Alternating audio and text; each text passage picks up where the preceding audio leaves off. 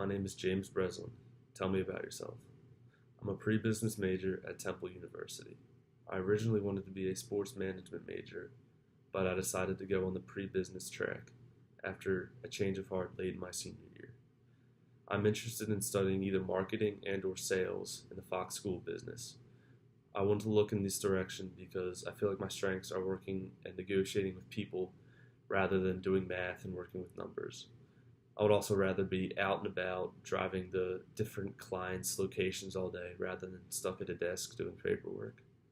I think I would be good at sales because I'm an outgoing person, but I'm not in your face and aggressive like that.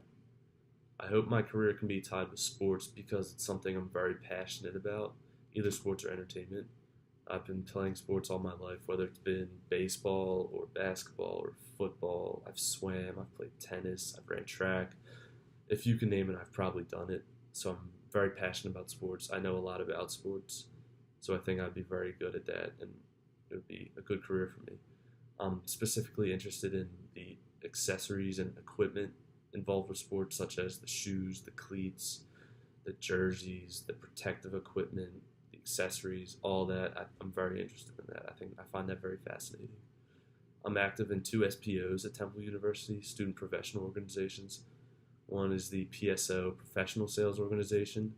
I'm in this club because I think it'll help me become a better salesman and really teach me how to sell a product and myself as a person, which I think can be a very important trait for anyone, no matter what in business you're studying. I think that's very important.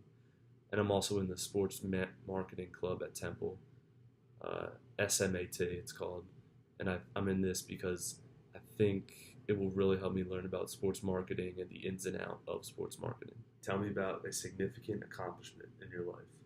One of my significant accomplishments was getting my first job.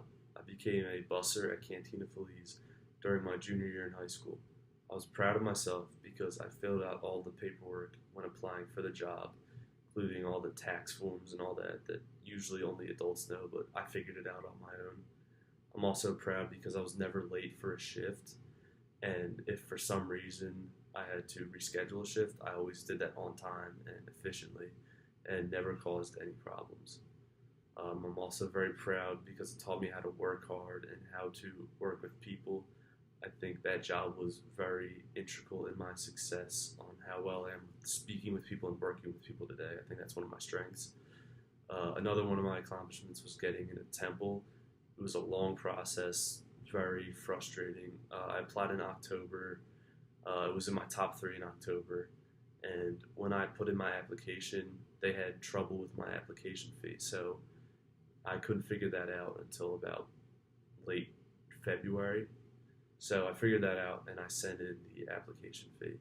And when I sent it in, even though my grades and SATs were well above what you need to get into Temple, I wasn't immediately accepted because of how late it took me to actually get all my applications in. So I was put on the wait list in about March. And mid-April, I found out that I had actually gotten into Temple University. And I was very proud of that because although I kind of knew I was going to get in, it was just a very frustrating and long process that I had to deal with in the middle of my senior year. And I just felt very proud when it was over and I could finally say that I was in college and in the college that I wanted to go to, which was Temple University. Tell me one thing you've learned about in class. I've learned a lot in HRM, but I think the most important thing I've learned about is leadership.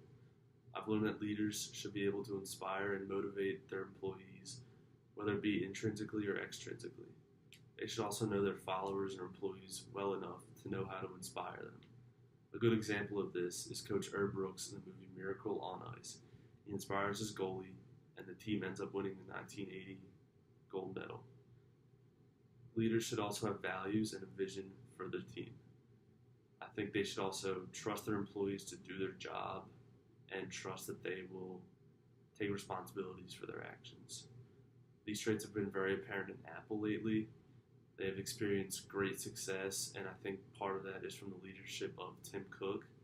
They recently delivered their best quarterly growth in 2 years, and their stock has risen over 50% from last year. Part of this, I think, is obviously because of the 3 new iPhones they've come out with within the past couple of months. Those obviously contribute to the great success they're having.